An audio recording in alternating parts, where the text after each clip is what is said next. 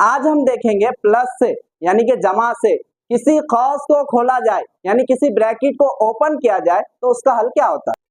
देखिए हमने आपके सामने तीन कौसे लिखे हैं यानी तीन ब्रैकेट लिखे हैं और तीनों ब्रैकेट सेम है। इसकी क्या वजह है हम आपको एक एक से समझाएंगे। देखिए सबसे पहले हम क्वेश्चन नंबर 1 देखते हैं, प्लस से ब्रैकेट को ओपन करना।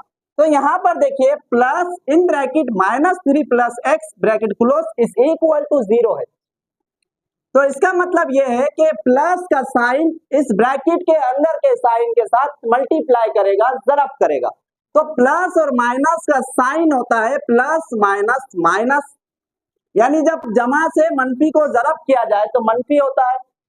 अगर आपको मैथ साइन रूल्स याद नहीं है तो एक बात याद रखें, प्लस किसी भी साइन को नहीं बदलता है, जो साइन उसकी होगी वही साइन रहेगी। लेकिन हाँ, इसका मतलब ये नहीं है कि ये प्लस उसके साथ मल्टीप्लाई नहीं कर रहा है लेकिन ये साइन को नहीं बदलेगा। तो यहाँ पर देखिए प्लस माइनस माइनस हुआ और ये 3 का इस प्लस के साथ कोई लेना देना नहीं है, इसलिए ये 3 को 3 लिखा जाएगा।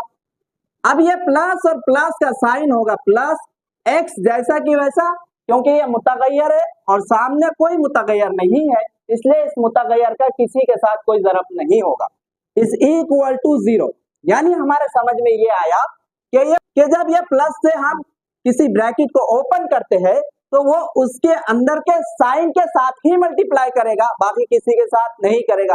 तो चलिए आइए, सेकंड भी ब्रैकेट सेम है लेकिन यहाँ पर +1 क्यों लिखा गया।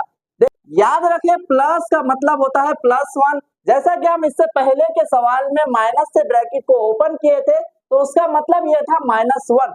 अब ये प्लस और +1 से क्या जवाब चेंज हो जाएगा? नहीं, जवाब वही रहेगा, क्योंकि ये जो 1 है ना किसी के साथ भी मल्टीप्लाई करेगा तो वो उसको नहीं बदलेगा, क्योंकि हर एक का कोफिशिएंट तो 1 होता ही है, हर एक का ज़रीब 1 होता ही है।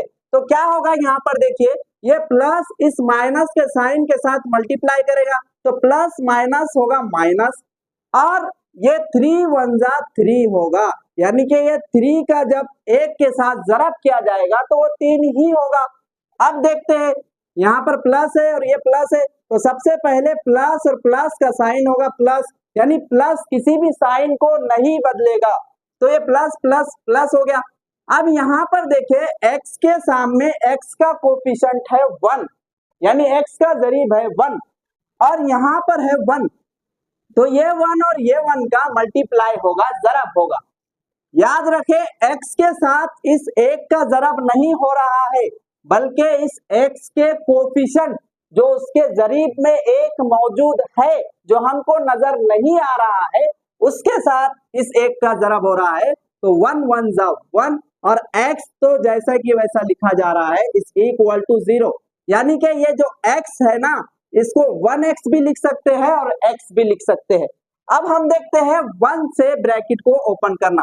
तो क्या ये 1 से ब्रैकेट को ओपन करने पर इसका जवाब मुख्तलिफ होगा? नहीं, इसका भी जवाब वही होगा जो इन दोनों का जवाब आया है। इसकी क्या वजह है? देखें, कभी कभी प्लस लिखकर भी आएगा, कभी नहीं भी लिखकर आएगा। अगर वो सिंगल है तो हमको ये समझना है कि इसके सामने कुछ नहीं है, मतलब जमा है, तो ये जमा और मनफी का साइन होगा मनफी, 3 1 जा 3, जैसा कि हमने अभी आपको बताया है कि इस x का कोफिशिएंट उसका ज़रीब 1 है, तो 1 का 1 के साथ ज़रब हो रहा है और उससे पहले ये जमा जमा जमा हुआ, 1 1 जा 1 और x जैसा कि वैसा लिखा जा रहा है। अब इसको 1x भी लिख सकते हैं, x भी लिख सकते हैं, इज इक्वल टू 0। यानी आपको क्या समझ में आया कि प्लस प्लस 1 और 1 से जब ब्रैकेट को ओपन करें तीनों के जवाब एक ही आए।